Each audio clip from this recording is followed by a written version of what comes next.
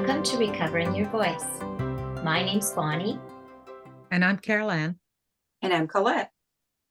This past week, I received an email, and in it had an Instagram link. When I went there, it was a video of a young man playing the piano for his autistic brother. His autistic brother had very little communication, but you could tell as soon as the boy or the young man played the piano for him, he lit up, he changed, his demeanor changed. And the song that he was playing was one of my favorites. It was by Claude Debussy, Clair de Lune. When I heard the song, I don't know if it was because of seeing the young man's reaction, the autistic man's reaction, or if it was the song and how much I love that song, but I began to weep with that song. And I had to go and look up the entire song and listen to it again and be ministered by it. Have you ever had an experience like that where music just transformed you, where it changed your emotions or your thoughts just by listening to music? Well, today on the show, we have someone who has also been touched by the power of music. We invite Dan to Recovering Your Voice today. My name is Dan, and I just wanted to first start by saying thank you very much for inviting me to be on Recovering Your Voice. I'm honored to be here and delighted to be speaking with the three of you. I've been enjoying all of these episodes and certainly see that you have a lot to put out there and show everyone what it is to kind of tell your story and speak about their journey in life and some things that have happened with them. So I've been invited to talk today with regards to my musical background and some things I've done with that. So just to start, I guess I'll talk about kind of my journey into music, which started when I was very young. I always had kind of a passion to hear violin and guitar. And my mom always told me that apparently I used to sing for like our bus drivers and drivers that took us to school. Those days have long passed, but the music was kind of ingrained deep within me. And fast forward to when I was about 13 or 14 years old, I started in the cadet system, Army cadets, where we were asked if anyone wanted to join the cadet band. So in that, there was snare drum and bagpipes. And having just seen a movie called, I believe it was called Drumline. It's a movie where they're doing kind of the snare drums in the marching bands. I thought, oh, that was really cool. I would love to learn the snare drum. So I had signed up for the band and attended the first practice. And when I sat down, I was given a chanter, which is a practice instrument for the bagpipes. And I was fairly shy and quiet, and I didn't want to speak up saying that, this is not what I wanted to learn. I wanted to come and learn the drums. So I thought, you know what, I'll sit down and try it for the day, and I'm sure maybe I'll like it. And after that first practice session, I was very much hooked on it, and kind of the rest is history from there.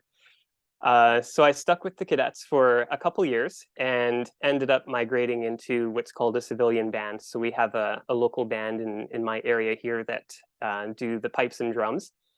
So I played with them for a few years as well. And then it was kind of on and off on the bagpipes for many years after that, up through into college. And, life gets in the way and you kind of just let things slide.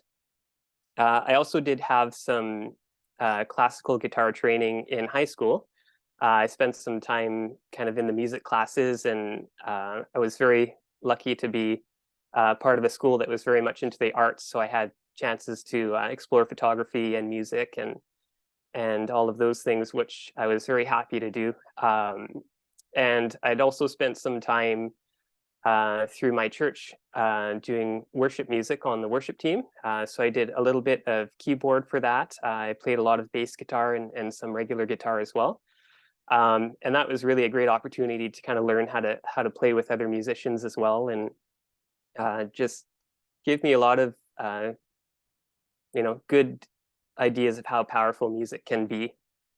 Um, Now, again, we're fast forwarding to kind of current time. We just got into a pandemic, and with a lot of things kind of getting cut down for activities, I was looking to maybe pick up some of my old hobbies again, and realizing that I hadn't played the bagpipes too much, I thought it'd be really good to pick that up again and see where I stand. Now, a long time ago, when I was in the cadets, one of the summer camps, there was a video that was put on for us, and it showed many of the videos or many of the bagpipes from around the world. And there's this one type of bagpipe that came on called the uilleann pipes, which are an Irish bagpipe. They're a very unique instrument. They're not well known, but there's something about the sound that really kind of struck home for me. And since that day, I've always kind of done a little bit of research on them and looked them up and listened to some music from them. And they really were kind of, in my heart that I wanted to try these one day. So I ended up doing some research and found a set that was on the East Coast in Canada, and was able to arrange to have those shipped out to me so I could give them a try. And kind of really got hooked on those as well. And now my journey has kind of started from that instrument into the traditional Irish music world, where there's piping, flute, concertina, many of those different instruments in that style of music. And yeah, so right now my journey is very much focused on the traditional Irish music, uilleann piping, whistle playing, and I've recently just started to play the traditional Irish flute as well. So that's a very long kind of intro into my story, but that's a little bit of my musical background.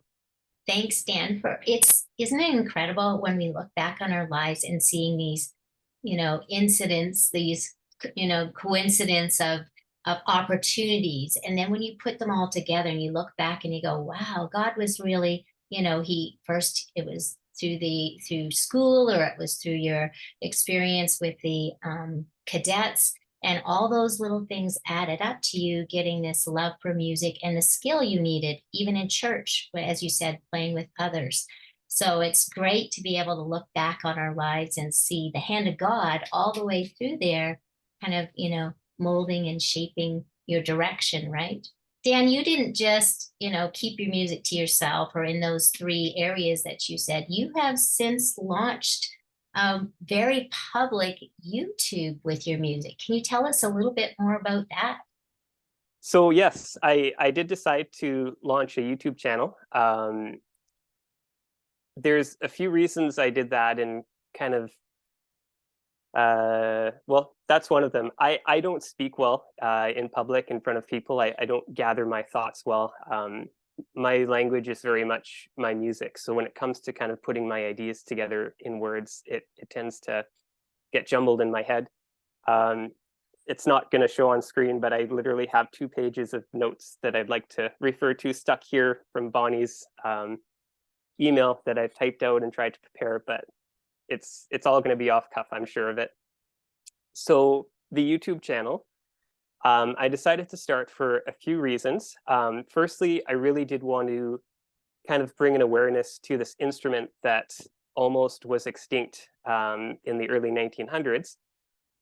It's an instrument that when you ask people about, especially in kind of Canada, North America, not many people have heard of it. They don't know what it sounds like. They don't know what it is.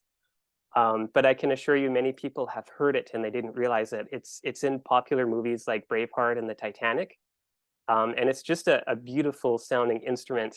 And the fact that it was so close to becoming extinct because of it being outlawed as an instrument for a while and then slowly brought back, but there was not many people that knew how to make this instrument. It slowly began to gain popularity again in kind of the 50s and 60s, when a few dedicated musicians really kind of tried to bring it to the world again and show what this instrument is. So I wanted to kind of play my part in that, especially in kind of Northern Ontario, to kind of introduce this instrument to people that might not have heard it, and kind of show a little bit about it and show the process of how difficult this instrument can be to learn.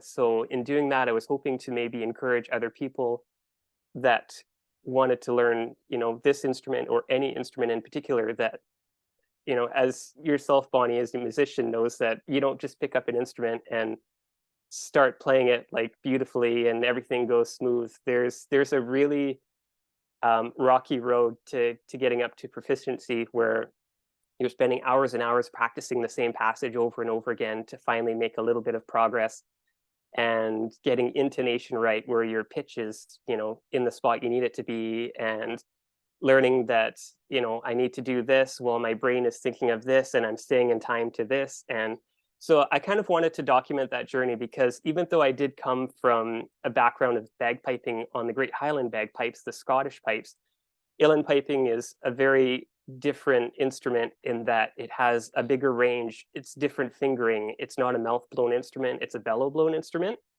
So I thought that would be kind of a really great way to show that journey. In saying that as well, being located in Northern Ontario, we don't have a very big Celtic traditional music scene here. There are some, down south. There's a couple in the US, and then obviously in Europe, there are many places where people gather for this. So I thought it would be a good way to kind of put myself out there as well, and hopefully build up a little bit of a community of people that were also interested in the same instruments, and we could kind of share ideas and music back and forth.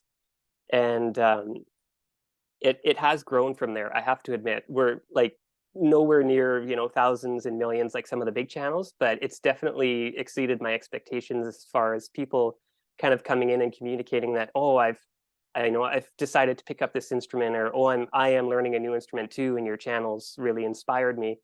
And I just thought that was great. Every time I see those comments, I'm very excited to see that people are stepping out of their comfort zone and kind of picking up something new to them. One thing the channel has done that I didn't expect it to do is it's really pushed me to keep improving myself as well.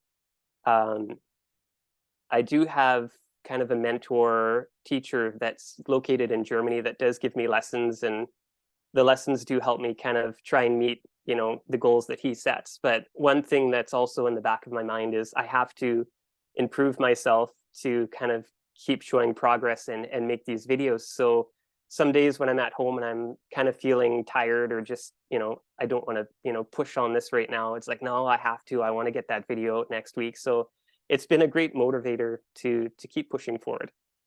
And lastly, like I had said, in high school, I had the opportunity to pursue some photography through some of my classes. And I like technology, and I like playing with software and programs. So I thought this would be a fun way to kind of pull in another of my hobbies and work on some video editing and trying to play with some filming techniques.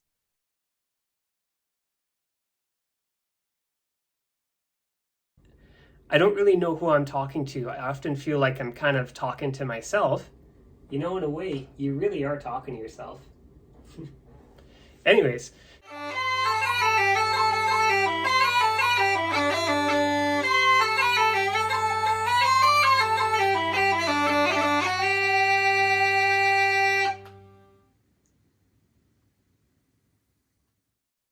I'm definitely kind of finding my pace and my style, but it's coming along, and I'm excited to try and put some new ideas into videos soon. But yeah, that's pretty much mostly why I decided to start the YouTube channel. Thank you, Dan. I want to say, because I've watched many of your videos, that the thing I really appreciate is your vulnerability, your willingness to demonstrate the hard learning of an instrument. So many channels, they post their perfected performance, the end after all that process, what they end up with. But you show us the journey along the way. What inspired you to make sure that, the practice part, the hard going, was demonstrated on your channel? And what's the reaction been like from your viewers? So you're 100% accurate with that. I do try and show some of the troubles and vulnerability of learning the instrument and how things don't always go the way you've planned, you know, a perfect playthrough of a tune or something. I definitely would like to have more perfection in my playing and be able to play something and post this lovely piece of music that's inspiring. But at my level of learning right now, there are still mistakes that happen, and that's okay. One thing that's great about this music is the ability to kind of play and fumble up, but kind of keep rolling with it.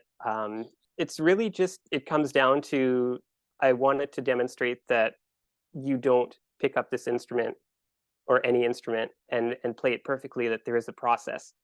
And I find a lot of people, when they will watch YouTube videos of, musicians playing, or a lot of the learning process, they do show kind of the polished parts of it. And they're like, oh, that looks easy, I'll do it. And then they pick up an instrument and they try, and after a day or two, they're like, oh, I don't sound like this person, so I don't think I'm good at this, or this is for me. And I think in a way that kind of gives people false expectations of how much of a journey it is to learn an instrument, and it discourages a lot of people from trying to improve themselves.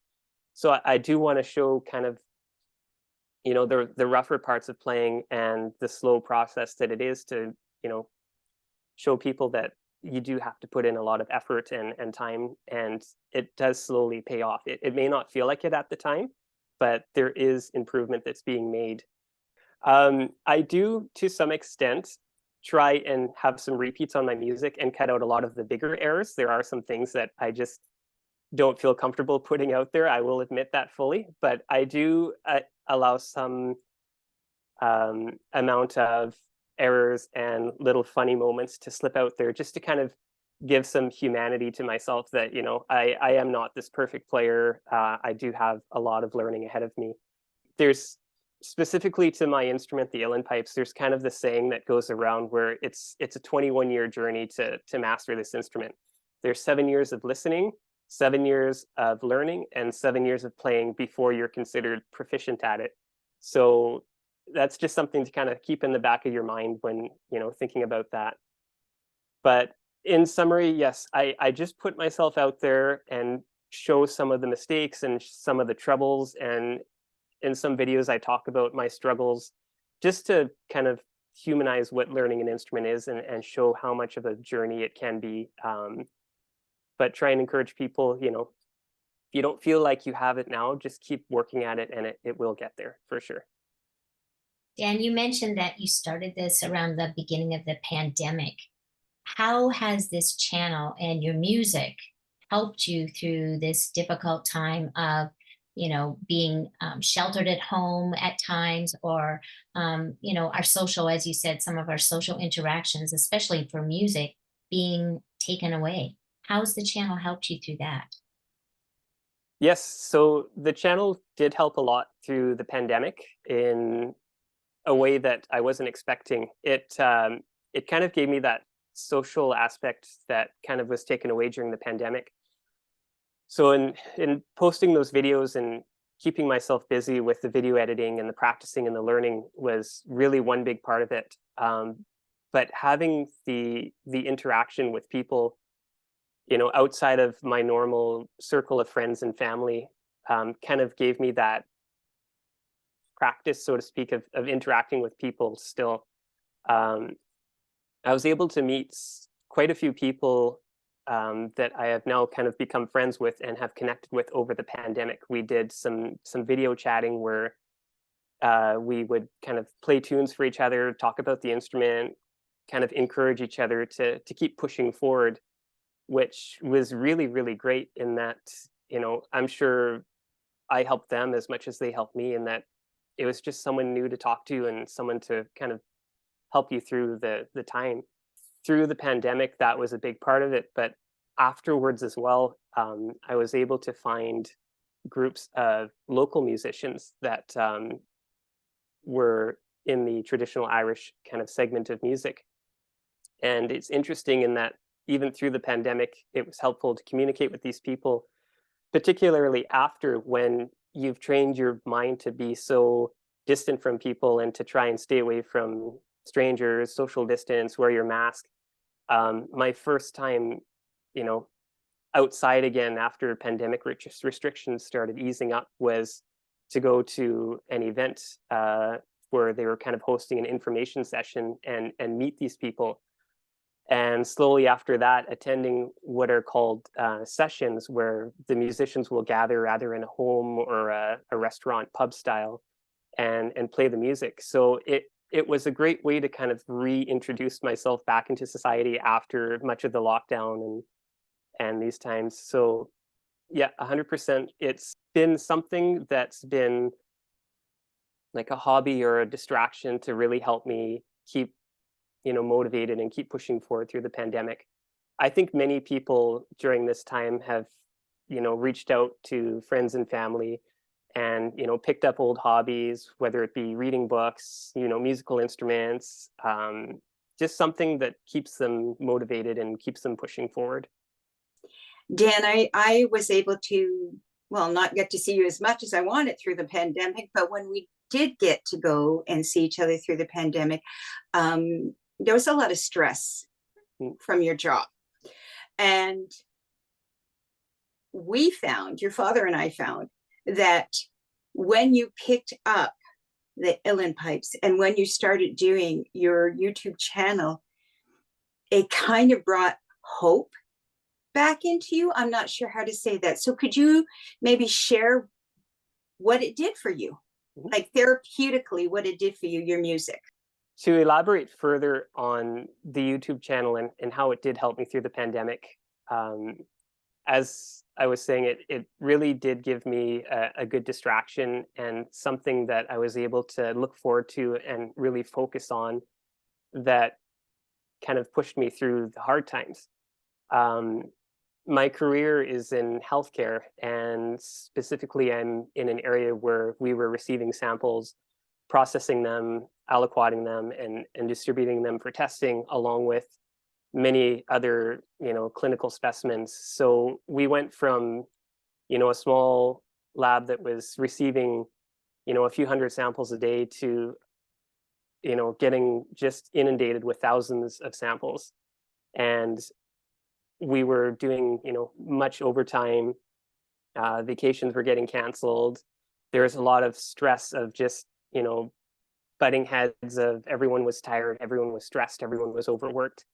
And you would have all of that kind of bundled up in you after the workday to get home and not be able to go to your family and, talk with them and kind of unload some of that. And, your friends, you weren't allowed to see your friends. You had to stay home. You had to be good. And we had a lot of information being kind of given to us of, it was almost over exaggerated of, you're healthcare professionals, you need to set the example, you need to, show what it's like to, prevent the spread and do all of this. So in saying that, I kind of hyper focused on that and, really tried to distance myself from my family to keep them safe.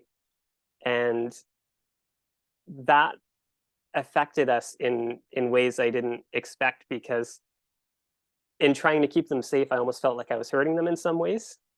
So I can recall when I finally did get to see my mom, it was on Mother's Day. And that's around that time, a lot of the pandemic restrictions were starting to ease up. And I remember her saying, like, can I hug you? And I was just kind of taken aback by it, of like, we're in the same room, of course. But we got into such that mindset of don't touch, don't be near, don't. It was almost like having that human contact again was wrong. And it's, yeah, that touched me. I just realized how much damage that, isolating yourself from your friends and family does. And at that point, I pretty much realized that sometimes that has more of an effect than, the virus can itself. And I'm not going to get into the whole how serious things can be of a virus versus risk versus like, that's not what this is about. But I think there's an important part to that. And cycling back to the original question of how the YouTube channel really helped me through the pandemic is you know, a lot of that anxiety and pressure was bundled up inside, and, you know, releasing myself with the music was a way to really get that out of my system, where I couldn't have that social contact with my friends and family. So a lot of people really put their emotion into music. As you know, some of you being musicians, I'm sure understand that, you know, when you're sad, you're going to pick up that sad song and like really pour your heart into it. And when you're happy, you're going to pick up that fast, bouncy, fun tune and really put that emotion into it. And just like talking to, you know, your parents or your friends or your family helps kind of port those emotions out there and takes them off you. I found that doing that musically did the same thing for me.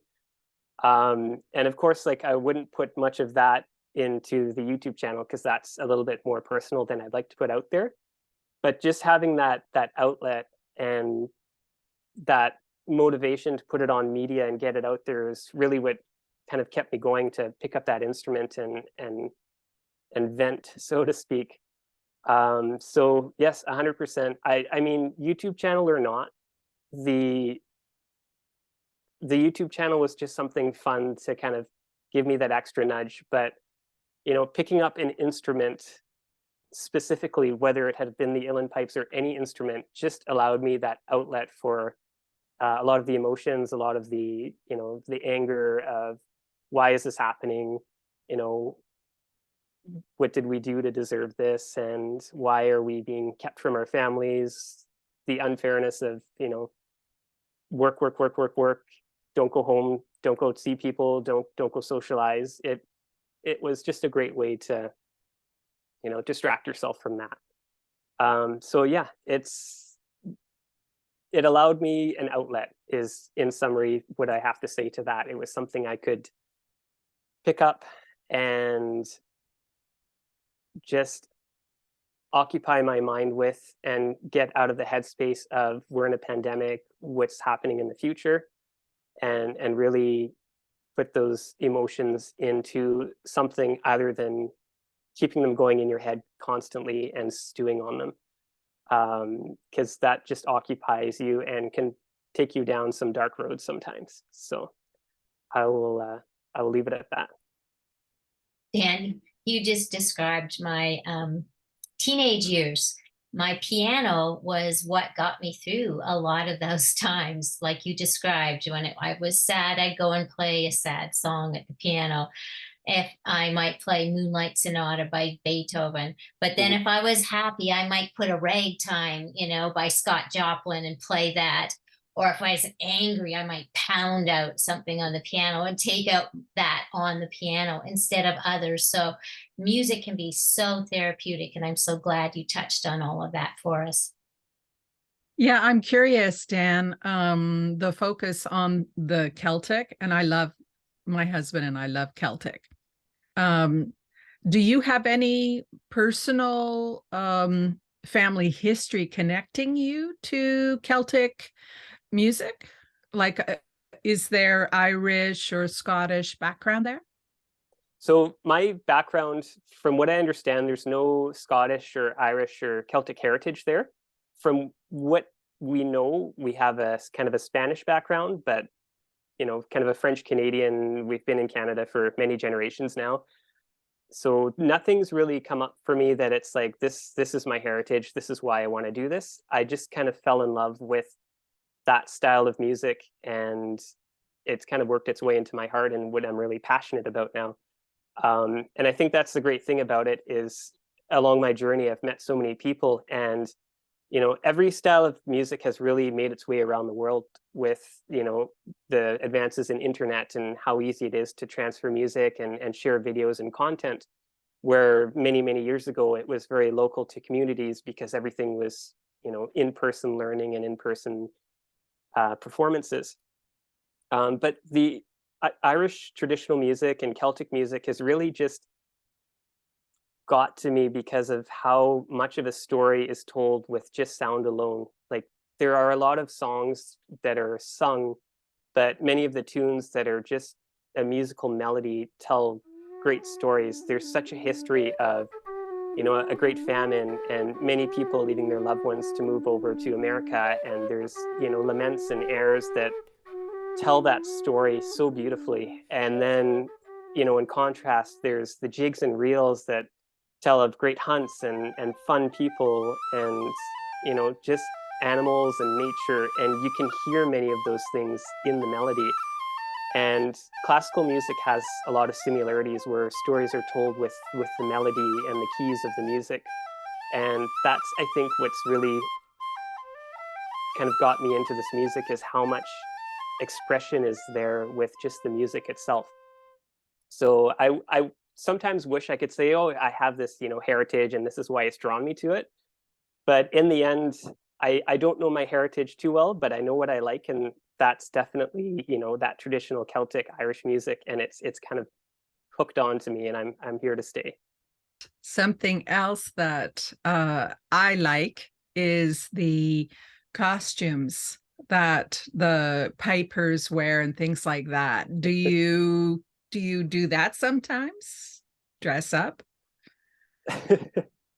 When I was in the Great Highland Pipe bands, yes, I used to have the full kilt setup and the whole dress. But with transferring into the uilleann pipes and the traditional Irish scene, there's not much of a uniform regarding that. And being that the instrument is played sitting down, it's mandatory. You're having to rest the chanter on your knee. Having a kilt and kind of sitting down in that position doesn't work well all the time. So I've seen some people do it, but you're also kind of mixing, the Scottish and Irish tradition a little bit. So I haven't worn any costumes yet regarding the Irish music, but I have been in the kilts.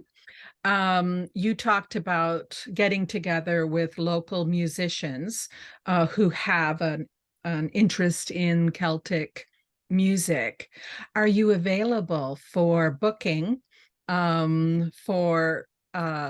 because we sometimes do what we called community gatherings in homes and things like that, and we would book an interest that would draw people, and I'm sure that people would be interested in a Celtic group playing Celtic music.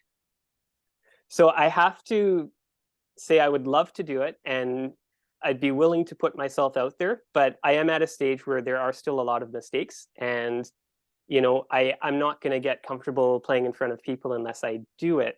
So I'm very happy to put myself out there, and like I said, the whole point of my YouTube channel was to bring awareness of the instrument and the music itself. So I'd say for sure if I can assist in any way, but to consider it bookings or anything like that, not yet. I don't think I'm ready for that. But if it's, hey, come for a coffee, a few people would love to, see this instrument and maybe hear a few tunes, 100% I'd be up for that. There's still a long journey ahead of me of, getting comfortable playing many different settings of tunes and just learning to relax in front of people and play things. And I'm only playing what's called a quarter set or a practice set of pipes. I don't have the full set of the uilleann pipes yet, so I don't have that drone sound. I don't have the full capabilities that a full set will yet. So, it's still interesting to see, but it's not the full package at this time, if that makes sense. As Dan said, the music background in our home wasn't actually Dan introduced the music background in our home. I mean, country music, my mom playing, yes, but I mean, the appreciation of the music background.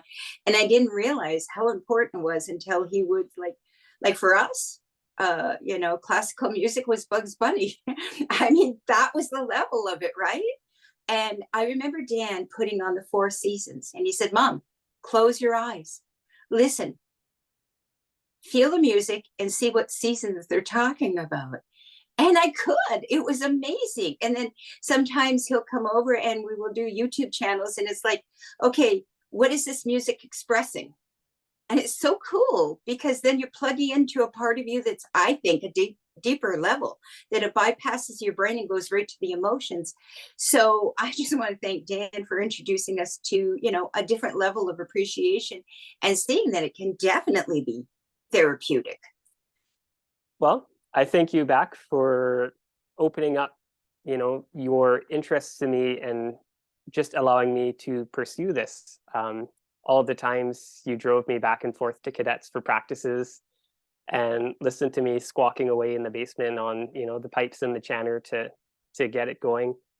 And I know you say you didn't bring music into the house much, but I can still remember the days growing up where you'd be cleaning the house and you'd have the record player going and have, you know, the old hymns going on that. And you may not have brought it in, you know, as an instrumental, but you were singing and you were playing music and you were dancing with dad and, you know, doing those things.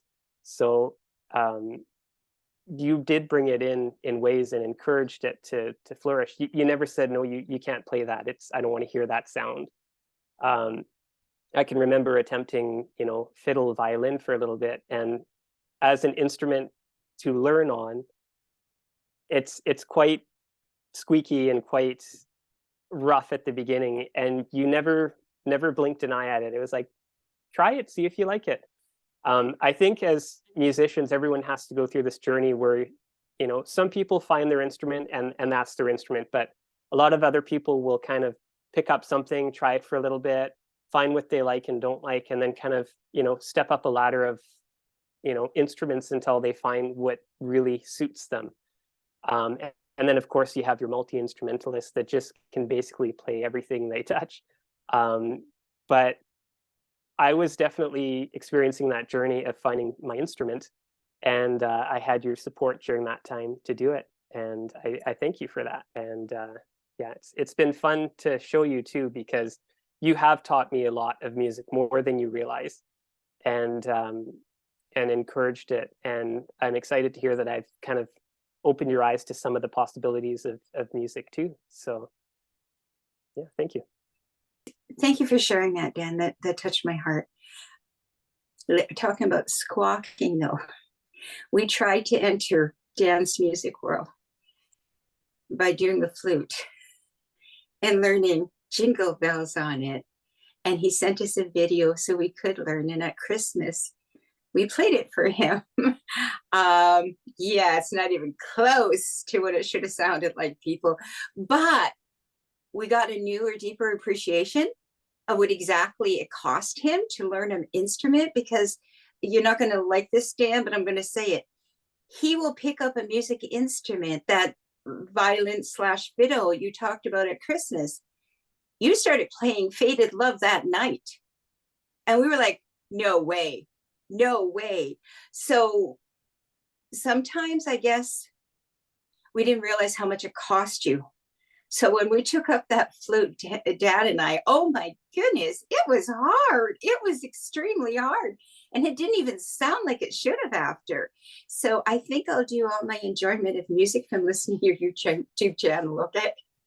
Yes, you're right that, you know, sometimes at this stage in my musical career, I'll call it, it's not a career, but in my musical journey, I should say, I will pick up things and I can play things a little bit easier, but for sure, the first one is always the hardest. Bonnie, I don't know, you might want to elaborate on this after too, but when you're learning to play an instrument, you're kind of learning what notes are, you're learning muscle memory, you're learning, you know, how to make sound, you're learning spaces between the notes, intervals and semitones, and your brain doesn't understand those things until you put in a lot of time learning that. So yes, when you say, oh, I picked up violin and I played Faded Love that night, you know, once you know where to put your fingers and what notes that sounds, it kind of just comes intuitively. But there is a process you have to put in the time to kind of get that intuition. And I think you say you're just going to enjoy it from, you know, the perspective of listening. And that's fine. Like, no one says, oh, you have to learn an instrument. But I know you've said you enjoy the sound of the low whistles and the lower flutes. And if you have that speaking to you, don't be embarrassed about starting something and picking it up and squeaking and squawking, because that is part of the journey. Like I said, I show some vulnerability in my videos, but you don't see all of it. There's some things that would just get removed from the internet because it's that bad. You will start, at a place where even you're cringing at yourself probably, but you have to put in that time, and you'll see after, a couple of weeks of playing, it's like, I never used to be able to do that, but now I can. And it's almost like it exponentially increases as you begin to familiarize yourself with your instrument, that, you understand how things work and improve it that way. So I'm going on a tangent again, but in the end, don't force yourself to do something you don't want to do. But if you're at all just a little bit curious or passionate about something, try it and put some time in, and don't get discouraged. Be motivated to keep pushing forward and see where it takes you. There's never any disadvantage to doing that, because it was an experience and it's going to teach you to focus on something. So I always, biggest pet peeve is when someone says, oh, you play that so well, or, oh, this instrument sounds beautiful, I could never do that, that's too difficult. And it's like, don't give up, don't shoot yourself down, try it and put in the time. We're I'm going to go on a tangent, but we live in a society where everything is instant gratification. I want to watch this movie, I'm going to call it up on the internet and have it right now. I'm going to go on Amazon and order this because I want it, and it'll be at my door tomorrow.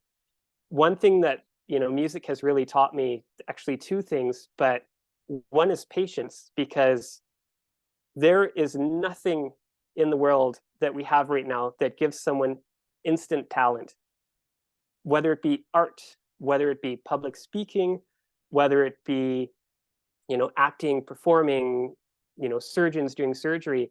You have to put in the time and the effort to, learn your craft. And, in a society where everything becomes so instantaneous, people are losing the patience and the drive to really pursue, a passion and an art and do it properly. Why should I bother learning this when I can just throw on, Spotify and hear this done perfectly, And that kind of leads into my second point of why this has really humbled me, is I've always grown up being a perfectionist. And, everything I did and produced, I wanted it to be perfect. And I held a lot of things back because I didn't feel they were, at a perfect level or at my level. And specific to my instrument, the uilleann pipes, it is a very special instrument in that there is so much that can go wrong with it, with reeds and, environmental conditions of humidity and temperature, and they just wreak havoc on things. And there are some days where no matter how hard I try, I just can't make things sound perfect. And it's taught me, and something my instructors taught me too, is it's like, just embrace the bad days, because there will be some, and you have to keep pushing forward and things will come back into place for you. So it's taught me kind of to be humble and not try and have perfection in everything. And there is a good saying of, like, I believe it goes, perfection is the enemy of progress, because really when you're trying to put perfection out there, it's hindering your progress because you're not moving forward either. So yes, patience, have, patience to do these things, and then don't expect perfection. And that was a whole tangent, but I'll end that there. Dan, you're helping to conjure up all kinds of memories for me when I play different instruments throughout my life. I was in the music program at university, music education. So part of that was learning all kinds of different instruments from different families of instruments. Although I never learned one that you have to use the bellows with, so I can't relate on that part. But my background was keyboard, piano. That's what I started with first, but then I went into the French horn. So brass instruments came very easy to me because I had the right embouchure to be able to do that. And once I played my French horn, then the other brass instruments were very easy. But then I had to go to the clarinet and then deal with a reed, and then I had to go to the flute, and oh my goodness, I could relate on your YouTube channel to trying to get that embouchure right to blow on a flute, which is very different than brass. But I remember when I first started the French horn, and one time some people came over. This was at our home with the family, and I was down in the basement practicing. And I guess the person came into the house and asked what the sound was. And my dad said to them, "Oh, she's down there calling the moose again." So very humbling. And once when I was learning I was learning how to play the violin. And so part of all these instruments was, of course, you had to perform and you had to get assessed by your teacher. And so I was playing, and I mean, my bow was just a shaken. I was so frightened. And so the response that I got from my instructor was he wrote out my the information all in shaky hand, and on it he said, "Don't be so nervous." So it gave me though great insight and empathy for when I taught music to students. And one of my most precious moments was I was always taught the recorder, of course, to children, from grade 3, 4, and 5.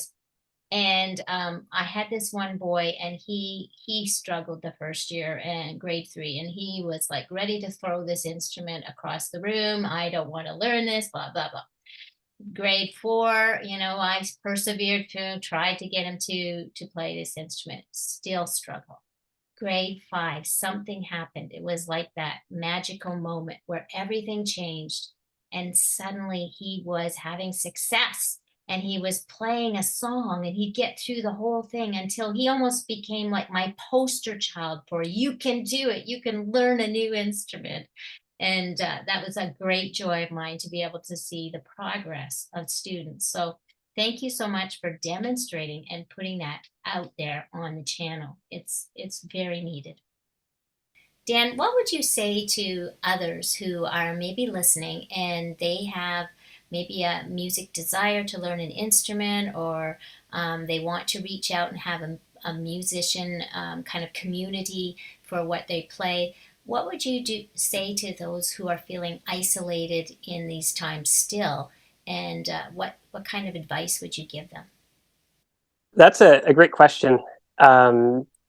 Definitely, a lot of people will feel isolated, partially on purpose, because as they're learning something, they might not want to put themselves out there. But even as they get to a point where they want to put themselves out there, they might be playing something, whether it be the instrument they're playing or the style of music they're playing, that there's not kind of that community around them to support them.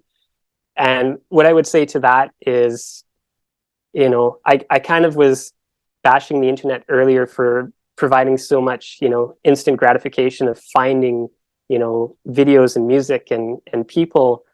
But it's also a great tool in that you can find so many videos and music and people out there.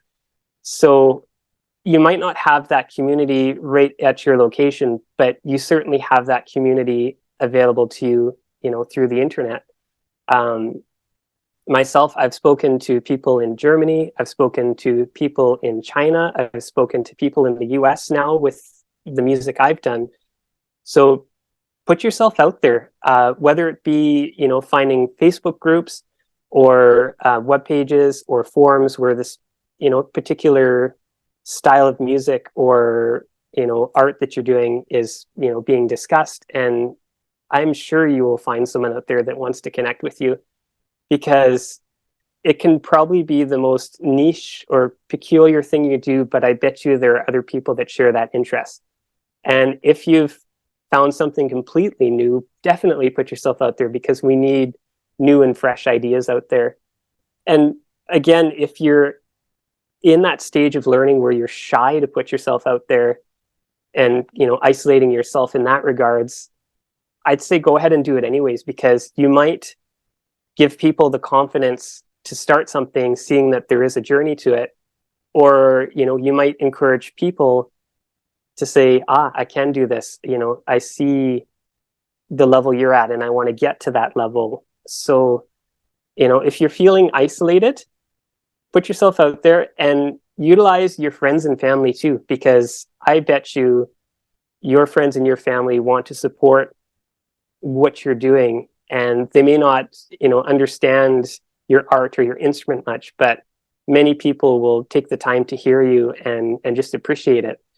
And that's, you know, you might not have someone that can play with you, but just having that ear and that community of, you know, connecting with people is going to be useful.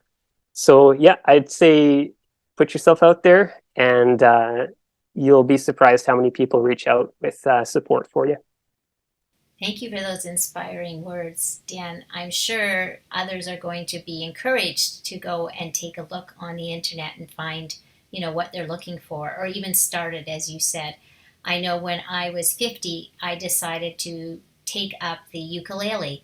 I had Ooh. never played it before, and I learned totally how to play it just by watching YouTube videos online, and you know, playing the songs and persevering and learning the chords. And then eventually, because locally they have a ukulele group, one came to my area and I was able to join it for a while. So you know, what you're saying is so true. So thank you, Dan. Now we're going to end our program with some playing from Dan. And we just want to thank him for taking the time being with us today. And we hope that you will enjoy listening to him now. So this is an uilleann chanter. I don't know if I know, Mom, you've seen these up close, but so unique. What's neat about these is they're fully chromatic. So where the Great Highland bagpipes, you have basically a 9-note scale. The uilleann chanter has keys to play accidentals, or like your sharps and flats, and also a second octave. So there's a whole broader range of notes to play. So I will play a slow air into a jig, so you kind of get both styles of piping. So the first one is a tune I really like called "The Poor Wayfaring Stranger." It's kind of a slower air hymn, and then I'll probably go into a slip jig called the Fisherman's Jig, or yeah, we'll see what happens. We'll go from there.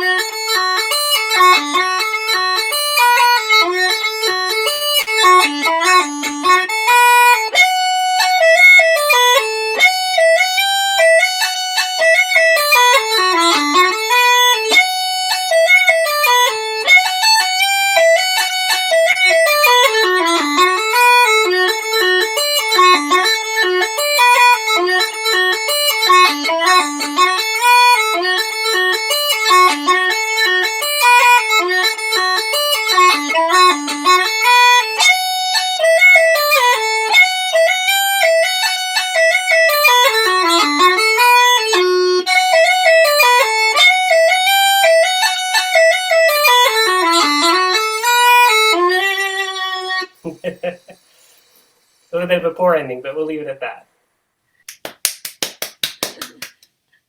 Way to go.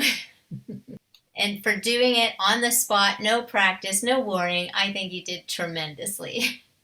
It was a pleasure to be here with you. And it definitely was great to discuss and really dig deep into some things. So I thank you for all you're doing. And it's great to kind of follow along and see the people that you're having discussions with. There's so many great stories out there. And I'll be honest in that when you had invited me to speak, I was like, I don't have anything spectacular to share. I'm just someone learning an instrument and, you know, fiddling around with YouTube. But it was really great to kind of dig in and talk about these things because, like you said, it's getting my voice out there, and it was kind of making me think about things I wouldn't have thought about otherwise. So I just wanted to say I do encourage everyone out there to reach out and get your voice heard out there, because you may not feel like you have a story, but you probably do. So thank you for that. I just wanted to end on that. If you enjoyed this story, if you have questions or if you want to find out more information about what Dan is doing, you can write us at recoveringyourvoice@gmail.com. And until next time, as Dan told us, keep sharing your story.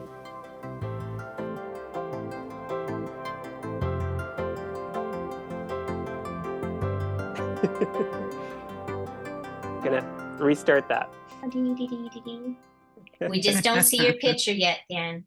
Oh, okay. Bear with me. We will wait for you. You're the guest of honor. Any video yet? No. Nope. Oh, interesting. All right. Please stand by while we figure out these technical difficulties. We do a lot of that. Don't worry. Here I am making sure the camera's initiated, and it just was simple as that. Bippity boppity boo. No problem, Dan. We can edit everything, so Oh, you don't great. have to worry about that. I mean, you've made me speechless now. You should know your mother better than that. Okay, I got another one out. I was going to say, I know you have more. Okay. So, and I mean, obviously it's probably clear at this point, but this is, my mom is here. So I wasn't sure if we were allowed to disclose this or not, but Colette is my mom, and that's why we've had some time in home together, and who I'm referring to. So thanks, Mom, for that. I do appreciate that. See, and I watched all your videos. I'm like, I'm going to see if, like, Cassie, you made her sing, or if Luke, you made him do something. I'm like, no, they didn't. I'm fine. I won't have to practice anything or get ready for this. So, Sorry, Dan. That was fabulous. And you'd fit right in Newfoundland. thank you. Yeah. Well, and I tried to flourish the end a little bit and slipped off. So, but like I said, put yourself out there. You got to show the errors too.